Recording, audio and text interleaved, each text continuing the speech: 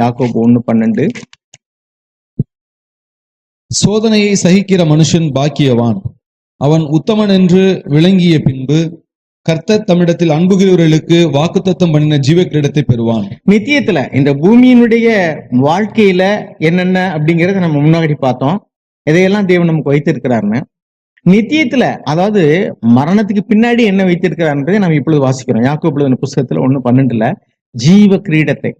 நீ மரண பிரிந்து உண்மையாயிரு, மரணம் வந்தாலும் உண்மையாயிரு, பாடுகள்ல உண்மையாயிரு, உபத்திரத்துல உண்மையாயிரு, பயப்படாத, அப்பொழுது நான் உனக்கு வாக்கு பண்ண ஜீவ கிரீடத்தை உனக்கு தருவேன் என்று சொல்லுகிறார். அதுக்கடுத்து நம்ம பார்க்கிறோம், நாம் 2 தீமோத்தேயு 4வது அதிகாரம் அப்போஸ்தலனாகிய பவுல் சொல்லுகிறார். 2 தீமோத்தேயு 4வது அதிகாரம் 8வது வசனம் வாசிங்க. 7-8 வாசிப்போம். 7-8. நல்ல போராட்டத்தை போராடினேன், ஓட்டத்தை முடித்தேன், விசுவாசத்தை காத்துக்கொண்டேன். இது முதல் நீதியின் கிரீடம் எனக்காக வைக்கப்பட்டிருக்கிறது. நீதியுள்ள நியாயாதிபதியாகிய கர்த்தர் அந்நாளிலே அதை எனக்கு தந்தருளுவார். எனக்கு மாத்திரமல்ல, அவர் பிரசன்னமாகுதலை விரும்பும் யாவருக்கும் அதை தந்தருளுவார்.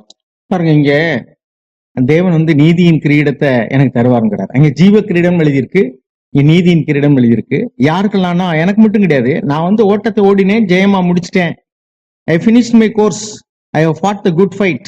I have kept the faith. நான் முடிவரை இந்த விசுவாசத்தை காத்து கொண்டேன். அவருக்கு எத்தனையோ பாடுகள் வந்தது, அந்த விசுவாசத்துல அவர் உறுதியா இருந்தார். இப்பொழுது அவர் தைரியமா சொல்கிறார், எனக்காக ஒரு நீதியின் கிரீடம் வைக்கப்பட்டிருக்கிறது என்று. இந்த அப்போஸ்தலரை குறித்து நான் தியானிக்கும் பொழுது எனக்கு ஆச்சரியமா இருந்த பாருங்க. அவர் எப்படி ஜெயம் பெற்றாருங்கிற எபேசியர்கள் நிருபத்துல 6வது அதிகாரத்துல நம்ம வாசிக்கிறோம். எபேசியர் 6:19-20 வாசிங்க.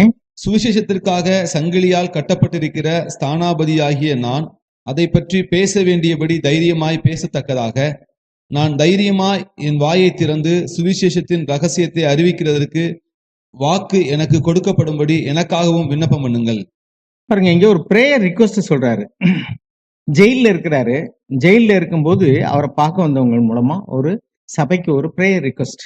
அது என்ன பிரேயர் ரிக்வெஸ்ட்னா 18வது வசனத்துல வாசிக்கிறோம். With all prayer and petition pray at all times in the spirit. வாசிங்க 18. எந்த சமயத்திலும் சகலவிதமான வேண்டுதலோடும் விண்ணப்பத்தோடும் ஆவியினாலே ஜெபம் பண்ணி அதன் பொருட்டு மிகுந்த மன உறுதியோடும் சகல பரிசுத்தவான்களுக்காகவும் பண்ணும் வேண்டுதலோடும் விழித்துக் கொண்டிருங்கள். இங்க வாசிக்கிறோம், நம்ம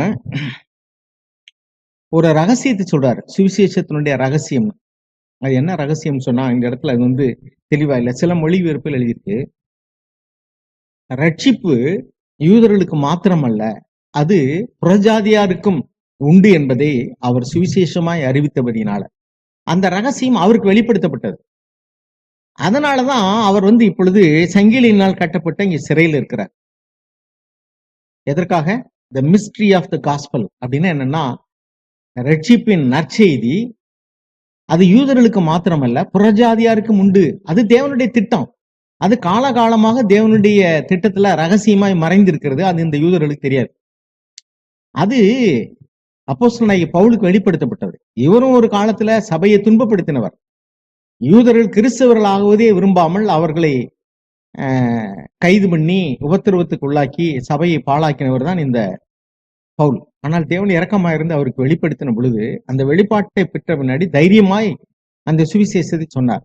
ரட்சிப்பு புறஜாதியாருக்கும் உண்டு, அது தேவனுடைய திட்டம் என்று சொல்லி அதை யூதர்கள் ஏற்றுக்கொள்ளாமல் அவரை அப்படி சிறைச்சாலையில தள்ளினார்கள். இப்படி சிறைச்சாலையில் இருக்கிற ஒரு மனுஷன் எதுக்கு ஜெபம் பண்ண சொல்லணும்? நம்மளா இருந்தா என்ன சொல்லுவோம்? சிறையில் அடைச்சிட்டாங்க, நம்மளை யாராவது பார்க்க வர்றாங்க, இல்ல சபைக்கு நம்ம ஒரு பிரேயர் ரிக்வெஸ்ட் கொடுக்கணும். என்ன கொடுப்போம்? நான் இந்த சிறையில இருந்து சீக்கிரமா விடுதலை ஆகணும், எனக்கா ஜெபம் பண்ணிக்கிறங்க, அப்படிதான் நம்ம சொல்லுவோம். ஆனா இவர் என்ன சொல்றாரு பாருங்க, இவர் என்ன ஜெபம் பண்ண சொல்றாரு பாருங்க. அந்த சிறையில இருக்கிறதுக்குள்ள இருந்து விடுதலை ஆகணும்னு ஜெபம் பண்ண சொல்லி அவர் சொல்லவே இல்லை. பாருங்க 20வது வசனத்தை வாசிங்க. நான் தைரியமா என் வாயை திறந்து சுவிசேஷத்தின் ரகசியத்தை அறிவிக்கிறதற்கு வாக்கு எனக்கு கொடுக்கப்படும்படி எனக்காகவும் விண்ணப்பம் பண்ணுங்கள்.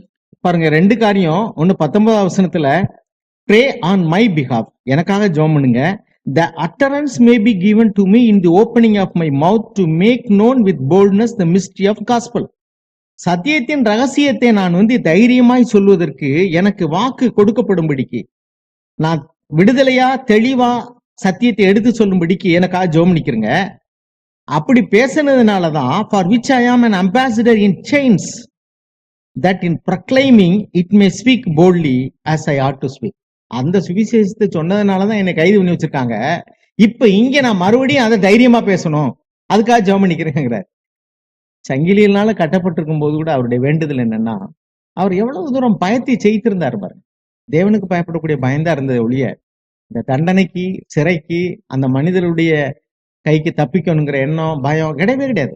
அதனால பாருங்க, அவர் எனக்கா ஜெபம் பண்ணிக்கிறேங்க, நான் இந்த செய்தியை பிரசங்கித்ததுனாலதான் செயின்ல சங்கிலினால கட்டப்பட்டிருக்கிறேன், இன்னும் அதை தைரியமா நான் பிரசங்கிக்கும்படி எனக்கா ஜெபம் பண்ணிக்கிறேங்கன்னு சொல்றாரு. ஆக எவ்வளவு அருமையான இந்த ரட்சிப்பை அவர் பெற்றுக்கொண்டார் பாருங்க. அருமையானவர்களே, இந்த ரகசியத்தை அவர் எப்படி பெற்றுக்கொண்டார்? அவருக்கு தேவன் வெளிப்படுத்தினார். அதுதான் மிஸ்ட்ரி ஆஃப் த காஸ்பல்னு எழுதியிருக்கு. ஆண்டவராய் இயேசு கிறிஸ்து தேவனுடைய குமாரன் என்ற வெளிப்பாடு பேதுருக்கு கிடைத்தது. இந்த ரட்சிப்பின் சுவிசேஷம் யூதர்களுக்கு மாத்திரமல்ல, தேவனுடைய திட்டத்தின்படி எல்லா ஜனங்களுக்கும், புறஜாதியாருக்கும், யூதன் என்றும் கிரேக்கன் என்றும் ஆண் என்றும் பெண் என்றும் இல்லை என்று அவருக்கு வெளிப்படுத்தப்பட்டது. அப்ப இதெல்லாம் வெளிப்பாடு. பழைய ஏற்பாட்டின் காலத்துல இரவும் பகலும் கர்த்தருடைய வார்த்தையில தியானமா இருக்கிற மனுஷன் பாக்கியவான் எழுதியிருக்கோம். புதிய ஏற்பாட்டுல வெளிப்பாடுகளை பெற்ற மனுஷன் தான் பாக்கியம். ஏன்னா பேதுருவை பார்த்து இயேசு சொன்னார், நீ பாக்கியவான், மாம்சம் ரத்தம் இதை உனக்கு வெளிப்படுத்தல, பரலோகத்தில் இருக்கிற என் பிதா தான் எனக்கு வெளிப்படுத்தினார் சொன்னார். அதே மாதிரிதான் இந்த பவுலுக்கும் ஒரு வெளிப்பாடு. அது மட்டும் கிடையாது, தேவனுடைய திட்டத்தில் உள்ள ரகசியம் சபை. பழைய ஏற்பாட்டின் காலத்திலிருந்து சபை சபைன்னு தமிழ்ல எழுதியிருந்தாலும் கூட அது காங்கிரிகேஷன் அல்லது அசம்பிளி. அது ஒரு ஜனங்களுடைய திரள் கூட்டம், அவ்வளவுதான். அது புதிய உடன்படிக்கையின் சபைக்கும் அதுக்கு சம்மந்தமே கிடையாது. அதனாலதான் புதிய உடன்படிக்கையில சபைன்னு சொல்ற இடத்துல எல்லாம் நான் சொல்றது உண்டு, திருச்சபைன்னு போடுங்க, சபைன்னு போட வேண்டாம். ஏன்னா பழைய ஏற்பாட்டின் காலத்தில் உள்ள சபைக்கும் புதிய ஏற்பாட்டின் கால உள்ள சபைக்கும் ரொம்ப வித்தியாசம் இருக்கு. என் சபையை நான் கட்டுவேன் ஆண்டவர் சொன்னார். அப்படின்னா புதிய உடன்படிக்கையில திருச்சபை இயேசு கட்டுகிறார். அது ஒரு குடும்பமாக, திருக்குடும்பமாக, தேவனுடைய குடும்பமாக, கிறிஸ்துவனுடைய சரீரமாக. அதெல்லாம் பழைய ஏற்பாட்டின் காலத்தில் உள்ளவர்களுக்கு தெரியாது. பழைய ஏற்பாட்டின் காலத்தில் வாழ்ந்த மக்கள் தேவனே தேவனேன்னு தான் சொல்ல முடியும். அப்பான்னு சொல்லக்கூடியதான அந்த அருகதை அவங்களுக்கு கிடையாது. அது இயேசு நமக்கு உண்டு பண்ணி கொடுத்ததான ஒரு ஸ்லாக்கியம். இதெல்லாம் அவங்களுக்கு கிடைக்காத ஒரு காரியம். நமக்காக தேவன் அதை விசேஷித்த ஒன்றை வைத்திருந்தார் என்று நம்ம வாசிக்கிறோம். அது விசேஷித்த ஒன்றை, மற்றவர்களை காட்டிலும் விசேஷித்த ஒன்றை. எபிரேயர் 11:16 வாசிங்க. எபிரேயர் 11:16. இன்னும் விசேஷமான காரியங்களை புதிய உடன்படிக்கையின் காலத்துல வாழ்ந்த நமக்கு வைத்திருக்கிறார் பாருங்க. இந்த வேதாகமம் எல்லாம் மொழிபெயர்க்கப்பட்டு நம்முடைய சொந்த தாய் பாசையில வேதத்தை வாசிக்க, தியானிக்க, ஜெபிக்க, தேவனுடைய மகத்துவமான நற்செய்தியை அறிந்து கொள்ள நமக்கு கொடுக்க வைத்திருக்கிறது. இதெல்லாம் தேவனுடைய திட்டம். பல பரிசுத்தவான்கள் மூலமாக உலகத்தின் கடைசி பரியந்தம் வாழும் எல்லா ஜனங்களுக்கும், எல்லா பாசைக்காரருக்கும் ரட்சிப்பின் சுவிசேஷம் அறிவிக்கப்பட வேண்டும் என்ற திட்டம் எல்லா ஜாதியாரும், எல்லா ஜனத்தாரும், ஆல் நேஷன்ஸ், எல்லா தேசத்தில் உள்ளவர்களும் ரட்சிக்கப்பட வேண்டும் என்பது அவருடைய திட்டம். அது பவுலை போன்றவர்களுக்கு வெளிப்படுத்தப்பட்டது. வாசிப்போம் எபிரேயர் 11:16. அதையல்ல, அதிலும் மேன்மையான பரமதேசத்தையே விரும்பினார்கள். ஆகையால் தேவன் அவர்களுடைய தேவன் எனப்பட வெட்கப்படுகிறதில்லை, அவர்களுக்கு ஒரு நகரத்தை ஆயத்தம் பண்ணினாரே. பாருங்க, தேவன் அவர்களுக்கு ஒரு நகரத்தை ஆயத்தம் பண்ணினார். ஏன்னா அவர்கள் இந்த உலகத்துல உள்ள காரியங்களை, விட்டு வந்த காரியங்களை நினைச்சா திரும்பி போய் அவங்களுக்கு மனசு இருந்திருக்கும். ஆனா அவங்க அப்படி செய்யல. எனவே தேவன் அவர்களுக்கு ஒரு நகரத்தை ஆயத்தம் பண்ணினார். நமக்கு என்னெல்லாம் ஆயத்தம் பண்றாரு? மத்திய எழுதின சுவிசேஷம் 25ஆம் அதிகாரம் 34 வசனத்தை வாசிங்க. மத்திய 25:34. இந்த காலத்துல வாழ்ந்து உண்மையாய் தேவனுக்கு பிரியமாய் வாழ்ந்து விட்ட ஜனங்களுக்கு தேவன் ஒன்றை வாக்கு பண்ணி இருக்கிறார். அது என்ன? 25வது அதிகாரம் 34 வாசிங்க. அப்பொழுது ராஜா தமது வலது பக்கத்தில் நிற்பவர்களை பார்த்து, வாருங்கள், என் பிதாவினால் ஆசீர்வதிக்கப்பட்டவர்களே, உலகம் உண்டானது முதல் உங்களுக்காக ஆயத்தம் பண்ணப்பட்டிருக்கிற ராஜ்யத்தை சுதந்தரித்துக் கொள்ளுங்கள். பாருங்க, உலகம் உண்டானது முதற்கொண்டு உங்களுக்காக ஆயத்தம் பண்ணப்பட்டிருக்கிறதான ராஜ்யத்தை, ஒரு ராஜ்யத்தை தேவன், a kingdom is being prepared for you from the foundation of the world. உலகம் அஸ்திவாரம் விடப்பட்ட அந்த நாள்ல இருந்து ஒரு ராஜ்யத்தை தேவன் ரகசியமாக ஆயத்தம் பண்ணி கொண்டே இருக்கிறார். அதுல நீங்க போங்க அப்படின்னு ஆண்டவராய் இயேசு கிறிஸ்து சொல்லுவதாக இங்க எழுதியிருக்கு. Then the king will say to those on his right, come, you who are blessed of my father, என் பிதாவினால் ஆசீர்வதிக்கப்பட்டவர்களே வாருங்கள். Inherit the kingdom prepared for you from the foundation of the world. உலகத்தின் ஆரம்பத்திலிருந்து ஆயத்தம் பண்ணப்பட்டதான ஒரு ராஜ்யம், அது உங்களுக்காக ஆயத்தம் பண்ணப்பட்டிருக்கு. கோ என்று தேவன் சந்தோஷமாக அந்த ஜனங்களுக்கு சொல்வதை நான் பார்க்கிறோம். அது யாருக்குன்னா இங்க முன்னாடி எழுதியிருக்கு. வலது பக்கத்தில் இருக்கிறவர்களை பார்த்து இரக்கமுள்ள, மனதுருக்கமுள்ள, அன்புள்ள, உதவி செய்யக்கூடிய அந்த நல்ல பரிசுத்தவான்களுக்கு தேவன் அதை வாக்கு பண்ணியிருக்கிறார். அதான் தேவன் தம்மிடத்தில் அன்பு கூறுகிறவர்களுக்கு, அன்பு கூர்ந்து தேவனுடைய கட்டளைகளை கை கொள்ளுகிறவர்களுக்கு அவர் ஆயத்தம் பண்ணி வைத்திருக்கிறதை கண்கள் காணவில்லை. யாருக்கு வெளிப்படுத்தப்பட்டதோ அவங்க தான் காண்கிறாங்க, நம்ம காண்கிறோம். அதனால அந்த பந்தய பொருளை, அந்த கிரீடத்தை அல்லது அந்த ராஜ்யத்தை பெறுவதற்காக நம்ம ஓடுகிறோம். யோவான் எழுதின சுவிசேஷம் 14ஆம் அதிகாரம் 2-3 வசனத்தை வாசிங்க. யோவான் 14:2-3.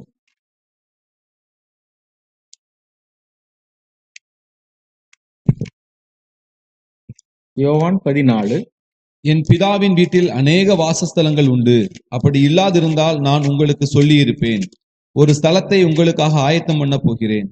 நான் போய் உங்களுக்காக ஸ்தலத்தை ஆயத்தம் பண்ணின பின்பு நான் இருக்கிற இடத்திலே நீங்களும் இருக்கும்படி நான் மறுபடியும் வந்து உங்களை என்னிடத்தில் சேர்த்துக் கொள்ளுவேன். பாருங்க, இன்னும் ஆண்டவர் என்ன சொல்றாருன்னா, there are many mansions in my father's house. என்னுடைய பிதாவின் வீட்டுல அநேக வாசஸ்தலங்கள் உண்டு. நான் போய் உங்களுக்காக ஒண்ணு நான் ஆயத்தம் பண்ண போறேன் அப்படின்னு என்ன அர்த்தம்? இப்ப இயேசு நமக்காக அங்கே ஒரு வீட்டை, ரட்சிக்கப்பட்ட தேவனுடைய பிள்ளைகள், தேவனிடத்தில் அன்பு கூர்ந்து அவருடைய கட்டளைகளை கை கொள்ளுகிற யாவருக்கும் அங்கே ஒவ்வொருத்தருக்கும் ஒரு விதமான வாசஸ்தலம் ரெடி ஆகிட்டே இருக்காங்க. என்ன சொல்றாரு பாருங்க, I go to prepare a place for you. உங்களுக்காக நான் ஒரு ஸ்தலத்தை ஆயத்தம் பண்ண போகிறேன். I am making ready. பாருங்க, நம்ம ஒரு பெரிய டிஸ்டிங்விஷ்டு கெஸ்ட், ஒரு விஐபி வர்றாருன்னு சொன்னா, அவன் வர்றதுக்கு முன்னாடியே அவர் தங்கக்கூடிய இடம், அவருக்கு வேண்டிய எல்லா விதமான உபயோகமான பொருள்கள் எல்லாவற்றையும் புதுசாவும் நல்லதாவும் ஆயத்தம் பண்ணுவோம். யாரோ ஒருத்தர் வர்றாருன்னு சொன்னா சரி, இருக்கிற இடத்துல தங்க சொல்லிடுவோம், ஒரு பாய்தலைனை கொடுத்து படுங்கன்னு சொல்லுவோம். அப்ப ஆயத்தம் பண்ண போறேன் அப்படின்னா வெல் ப்ரிப்பேர்ட். இப்பவே போய் தேவன் ஒவ்வொரு தேவனுடைய பிள்ளைகளுக்காகவும் ஒரு வாசஸ்தலத்தை அவர் அங்கே ஆயத்தம் பண்ணி கொண்டு இருக்கிறார் என்று அவரே வாக்கு பண்ணி இருக்கிறார். அப்ப இதெல்லாம் நமக்கு தெரியுமா? நமக்கு தெரியாது. எப்படிப்பட்ட வாசஸ்தலத்தை தேவன் அங்கே உண்டு பண்ண போறாரு, எப்படிப்பட்ட ராஜ்யத்தை நமக்காக அங்கே உலக தோற்றம் முதல் ஆயத்தம் பண்ணி வச்சிருக்கிறாரு, நம்ம கண்ணுக்கு தெரியாது, நம்ம காதும் கேட்கலாம். ஆனா அவைகளை குறித்து பரிசுத்த ஆவியானவர் நமக்கு வெளிப்படுத்துகிறார். ஆனபடினால இந்த சுவிசேஷம் விலையேற பெற்ற ஒரு சுவிசேஷம். ஆனபடின்னு என்ன சொல்றாருன்னா, இவ்வளவு பெரியதான ரட்சிப்பு இருக்கிறதுனால நீங்க அதை அசட்டை பண்ணக்கூடாது. அப்படின்னா நீங்க தண்டனைக்கு எப்படி தப்பித்துக் கொள்ள முடியும்? இன்னும் அருமையானவர்களே, நாம் இந்த காலங்கள்ல நாம படக்கூடிய பாடுகள், உபத்திரவங்கள் எதுவுமே வரப்போகிற அந்த மகிமைக்கு அது ஈடானது அல்லவே அல்ல. ஆனபடினாலதான் நம்ம வெளிப்படையாவே இங்க ஆண்டவர் தெளிவா சொல்றதை பார்க்கிறோம். மறுபடியும் அந்த வெளிப்படுத்தின விசேஷம் 2ஆம் அதிகாரம் 10ஆம் வசனத்தை வாசிப்போம். வெளிப்படுத்தின விசேஷம் 2ஆம் அதிகாரம் 10ஆம் வசனம். நீ படப்போகிற பாடுகளை குறித்து எவ்வளவும் பயப்படாதே. ஒருவேளை இந்த கொள்ளை நோயினால ஏற்பட்ட பாதிப்புகள்ல நம்ம வீடுகளில் முடங்கி கிடக்கக்கூடிய நாம், தொழில்கள் பாதிக்கப்பட்டவர்கள், வேலை வாய்ப்பு, சம்பளம் அப்படியெல்லாம் இழந்தவர்கள், இதெல்லாம் பெரிய பாடுகள் நம்ம நினைச்சிருக்கலாம். இதெல்லாம் ஒரு பெரிய பாடுகளே கிடையாது. ஏன்னா நம்ம அடைய போற மகிமைக்கு ஒப்பிடும் பொழுது அது அவ்வளவு இணையானதே அல்ல. பிள்ளைகள் படிக்கும் பொழுது கஷ்டப்படுறாங்க, ஒரு நல்ல வேலைக்கு போகும் பொழுது ரொம்ப சந்தோஷப்படுறாங்க. நான் அப்பப்பட்ட கஷ்டம் எல்லாம் இப்பொழுது அனுபவிக்கக்கூடியதான இந்த வசதிக்கு, நான் அடைந்த இந்த ஒரு போஸ்ட் அல்லது ஒரு பதவி, இதுக்கு இணையானது அல்ல அப்படின்னு சொல்லுவாங்க. சில வருடங்கள் படிக்கிறாங்க கஷ்டப்பட்டு, ஆனா பல வருடங்கள் தங்கள் வாழ்க்கையில ஒரு நல்ல வசதியை அனுபவிக்கிறார்கள். அது மாதிரிதான் இந்த பூமியில நம்ம கொஞ்ச காலம் பாடு அனுபவிக்கிற உங்களை அவர் சீர்படுத்தி சிறப்படுத்தி, நம்ம பேதுரு எழுதின நிருபத்தில் அப்படியே வாசிக்கிறோம். 1 பேதுரு 5ஆவது அதிகாரம் 10ஆவது வசனம் வாசிங்க. கிறிஸ்து இயேசுவுக்குள் நம்மை தமது நித்திய மகிமைக்கு அழைத்தவராயிருக்கிற சகல கிருபையும் பொருந்திய தேவன் தாமே கொஞ்ச காலம் பாடனுபவிக்கிற உங்களை சீர்படுத்தி ஸ்திரப்படுத்தி பலப்படுத்தி நிலைநிறுத்துவாராக. பாருங்க, கொஞ்ச காலம் இந்த பூமியில நம்ம பாடு அனுபவிக்கிறவங்கள தேவன் வரான் சீர்படுத்தி சிறப்படுத்தி பலப்படுத்தி ஆண்டவர் இயேசு தன்னோடு வைத்துக் கொள்ள போகிறார். பிதாவாகி தேவனுடைய அந்த சாம்ராஜ்யத்துல நாமளும் போய் அவரோடு கூட அரசாளுகிறவர்களாய், ராஜாக்களும் ஆசாரியர்களுமாய் அவரோடு கூட உடன் அரசாளுகிறவர்களாய் தேவன் அங்கே நம்ம வைத்துக் கொள்ள போகிறார். இதெல்லாம் உலகத்தில் உள்ள ஜனங்களுக்கு புரியாத ஒரு புதிர். ஏன்னா அவங்களுக்கு அந்த வெளிப்பாடு கிடைக்கல. தேவன் இரக்கமா இருந்து நமக்கு அதை வெளிப்படுத்தி இருக்கிறார். சபையை குறித்து தான் ஒரு ரகசியம் நான் சொன்னேன். பழைய ஏற்பாட்டு உள்ளவங்களுக்கு தேவன் தான் சொன்னாங்க. ஆனா புதிய ஏற்பாட்டுல தான் பாவ மன்னிப்பு, ரட்சிப்பு, நீதியாக்கப்படுதல், அப்புறம் மகிமை, இதெல்லாம் புதிய ஏற்பாட்டுக்கு உள்ளதான காரியம். சபை புதிய ஏற்பாடு. சபை என்பது சபையில் உள்ளதான பரிசுத்தவான்கள் இயேசு கிறிஸ்துவுக்கும் அந்த சபைக்கு உள்ளதான உறவு எப்படிப்பட்டதுன்னு இப்ப எபேசியர்கள் 20 வாசிக்கணும். அப்படின்னா ஒரு கணவனுக்கும் மனைவிக்கு உள்ளதான உறவு. இதெல்லாம் தேவன் நமக்கு ஆயத்தம் பண்ணி வைத்திருக்கிறது. எப்படி ஒரு கணவன் மனைவி அந்யோன்யமான ஐக்கியத்தில் இருப்பாங்களோ அது மாதிரி இயேசுவோடு கூட நாம் இருப்போம் என்று வேதம் வாக்கு பண்ணியிருக்கிறது. இந்த ரகசியம்லாம் யாருக்கு தெரியும்? மாம்சத்தில் வெளிப்பட்ட இயேசு, தேவன் மாம்சத்தில் வெளிப்பட்டார். இது ஒரு பெரிய ரகசியம். இது அநேக பேருக்கு மறைக்கப்பட்டதா இருந்தது. மிசாயா வருவார்னு சொன்னாங்க, வாக்கு பண்ணாங்க, தீர்க்கதரிசனம் உரைத்தாங்க. நான் அவங்களுக்கே இயேசு எப்படி வருவார், யார், எங்கே வருவார் தெரியாது. ஆனால் இயேசு வந்து விட்டார். அவருடைய வாயினாலே தன்னுடைய உடன்படிக்கையின் வார்த்தைகளை எல்லாம் நம்மோடு கூட பேசிவிட்டார். நமக்கு பாடுபட்டு இந்த பாவ மன்னிப்பின் ரட்சிப்பின் சுவிசேஷத்தை நமக்கு அறிவித்திருக்கிறார். அவரை விசுவாசிக்கிற யாவரும் அடைய போற மகிமையான வாழ்க்கையை குறித்து நமக்கு பேசியிருக்கிறார். எனவே நாம் படப்போகிற பாடுகள் எதுவா இருந்தாலும் சரி, இந்த பூமியில இப்பொழுது நாம் தற்காலிகமாக அனுபவிக்கக்கூடிய பாடுகளா இருந்தாலும் சரி, அல்லது இனி எதிர்காலத்துல கடைசி காலம், கொடிய காலங்கள் என்று நாம் அறிகிறோம். எனவே விசுவாசத்தின் நிமித்தம் நமக்கு என்ன வைக்கப்பட்டிருக்கிறதோ நமக்கு தெரியாது. ஆனா ஒன்று மாத்திரம் உறுதி, தேவன் நம்மோடு கூட இருப்பார். அவர் நம்மளை கைவிடவே மாட்டார். இதோ உலகத்தின் முடிவு வரைந்து நான் உங்களோடு கூட இருக்கிறேன்னு சொல்கிறார். எனவே ஒரு உபத்திரமும் பாடுகள் வந்தா அதுல தப்பித்துக் கொள்ளும்படியான போக்கையும் அவர் நமக்கு உண்டு பண்ணுவார். முடிவு பரியந்தம் நம்மை அழைத்த தேவன் நம்மை காத்துக் கொள்வதற்கு, நமக்குள்ள விசுவாசத்தை தொடங்கின தேவன் அதை முடிவு பரியந்தம் காத்துக் கொள்வதற்கு வல்லவரா இருக்கிறார். எனவே விசுவாசத்தை விட்டு ஒரு காலம் சோர்ந்து போக வேண்டாம், டிஸ்கரேஜ் ஆகிட வேண்டாம். விசுவாசத்துல உறுதியா இருப்போம். அது மட்டுமல்ல, தேவனை அறிந்தவர்கள் திடமனதா இருப்பார்கள். சபையையும் பரிசுத்தவான்களையும் மட்டும் அறிந்திருந்தா நாம திடமா இருக்க முடியாது. அதனால சொல்றேன், இந்த காலங்கள்ல அதிகமாக தேவனுடைய வார்த்தையை வாசிக்க, ஜெபிக்க, தேவனுடைய வார்த்தையில செய்திகளை கேட்க, அவரோடு கூட ஜெபத்துல உறவாட, அப்படியாக நம்ம ஆவிக்குரிய வாழ்க்கையில நமக்கும் ஆண்டவருக்கு உள்ளதான உறவை சிறப்படுத்திக் கொள்வோம். ஒரு கணவன் மனைவி உறவு போல அந்யோன்யமான ஒரு நெருக்கத்தை அவரோடு கூட ஏற்படுத்திக் கொள்வோம். அப்படி ஆண்டவருக்கு நமக்கு ஒரு உறவு வந்துருச்சுன்னா, சபையே இல்லாம போனாலும் சரி, நிரந்தரமா சபையே கூடி வர முடியாத ஒரு நிலைமை வந்தாலும் சரி, ஒருவேளை விசுவாசத்திற்காக நாம் அநேக உபத்திரவங்களை அனுபவிக்க வேண்டிய சூழ்நிலைகள் வந்தாலும் சரி, ஆதி சபையில எப்படி பரிசுத்தவான்கள் எவ்வளவு உபத்திரவங்கள் பாடுகள் வந்து இருந்த இடங்களெல்லாம் விட்டு சிதறி போனாலும் கூட தங்கள் விசுவாசத்தை காத்து கொண்டார்களோ, அதே மாதிரி நாமளும் முடிவு பரியந்தம், மரண பரியந்தம் நாம உண்மையா இருக்க தேவன் நம்மளை பலப்படுத்துவார். தேவனால கூடாத காரியம் ஒன்றுமே இல்லை. எனவே விசுவாசத்துல உறுதியா இருப்போம், சோர்ந்து போகாத இருப்போம். சபை கூடுதல் இல்ல, எப்ப சபை கூடுவருமே தெரியல, சகோதரர்களை பார்க்க முடியல, சுவிசேஷத்தை கேட்க முடியல, வேண்டாம் வேண்டாம். இயேசு மாத்திரம் நம்மோடு கூட இருந்தா போதும். இயேசுக்கும் நமக்கும் உள்ள உறவு தான் முக்கியம். நான் உங்களை அறிவேன் என்று சொல்லணும். தேவனுக்கு முன்பாக இயேசு நம்மளை அறிவேன்னு சொல்லணும். நான் உங்களை அறியேன் என்று சொல்லிடக்கூடாது. சோ நம்முடைய ஜீவியத்தை குறித்து எச்சரிக்கையா இருப்போம், நம்முடைய சிந்தனையை குறித்து எச்சரிக்கையா இருப்போம். நம்முடைய பார்வை, நம்முடைய பேச்சு, நம்முடைய சிந்தை, செயல்கள் எல்லாவற்றிலும் தேவனுக்கு பயந்து உண்மையா வாழ்வோம். அவருக்கு பயந்தவர்களுக்கு தேவன் ஆயத்தம் பண்ணி வைத்திருக்கிறதான காரியம், அவரிடத்துல அன்பு கூர்ந்த ஒரு கட்டளைகளை கைப்பிடிக்கிறவர்களுக்கு ஆயத்தம் பண்ணி வைத்திருக்கிற காரியங்கள் மனிதர்களுக்கு தோன்றவில்லை, தேவன் நமக்கு வெளிப்படுத்தி இருக்கிறார். எனவே அதுல உறுதியா இருப்போம். தேவன் நம்மை கண்டிப்பாக நம்முடைய விசுவாசத்தை காத்துக்கொள்ள வல்லவர். அவர் நம்மை ஆசீர்வதிப்பார். ஆமென். ஜெபம். பிறகுமுள்ள எங்கள் நல்ல பிதாவே, துதிக்கிறோம், ஸ்தோத்திரிக்கிறோம். கர்த்தாவே, உம்முடைய திருக்குமாரனாக இயேசுவை அனுப்பி எங்களுடைய பாவத்தின் தண்டனை ஏற்றுக்கொண்டு எங்களை அனுதினமும் பாவம் மேற்கொள்ளாதபடி காத்துக்கொள்ளும்படி பரிசுத்த ஆவியானவரையும் தந்து மனத்தாழ்மையோடு கூட உம்மை சார்ந்து கொள்ளும் பொழுது ஒவ்வொரு நாளும் கிருபையை தந்து ஒரு ஜெயம் பெற்ற வாழ்க்கையை வாழவும், முடிவிலே உம்முடைய ஜீவ கிரீடத்தை பெறவும் எங்களை தெரிந்து கொண்டீரே, உமக்கு நன்றி. உம்முடைய குமாரனை பற்றி, உம்முடைய திருச்சபையை பற்றி, நீர் எங்களுக்கு வைத்திருக்கிறதான அந்த வெளியேற பெற்றதான உம்முடைய ராஜ்யம், எங்களுக்காக எங்கள் ஆண்டவர் ஆயத்தம் பண்ணக்கூடியதான அந்த ஸ்தலம், எங்களுக்காக ஆயத்தம் பண்ணுகிறதான ஜீவ கிரீடம், எங்களுக்குள்ளதை ஒருவனும் எடுத்துக்கொள்ளாதபடி அதை முடிவு பரிந்தும் காத்துக்கொள்ள எங்களுக்கு இரக்கம் பாராட்டுங்க. விசுவாசத்தில் தளர்ந்து விடாமல், பின்மாறி போய்விடாமல், சோர்ந்து போய்விடாமல், பிசாசுக்கு இடம் கொடுத்து பயம், பதஷ்டம், கவலை, அவிசுவாசம் இதற்கு இடம் கொடுத்து விடாமல், எங்களை அழைத்த நீர் உண்மையுள்ளவர், முடிவு பரிந்தும் நீர் எங்களை காத்துக்கொள்வீர் என்ற விசுவாசத்தோடு கூட உம்முடைய அன்பிலே, உம்முடைய பரிசுத்தத்திலே, உம்முடைய நீதியிலே நிலை நிற்க எங்கள் தேவன் எங்கள் ஒவ்வொருவருக்கும் உதவி செய்யணுமா நாங்கள் ஜெபிக்கிறோம். நீர் அப்படி செய்ய போகிறபடினால் உமக்கு நன்றி. இயேசு நாமத்தில் பிதாவே, ஆமென்.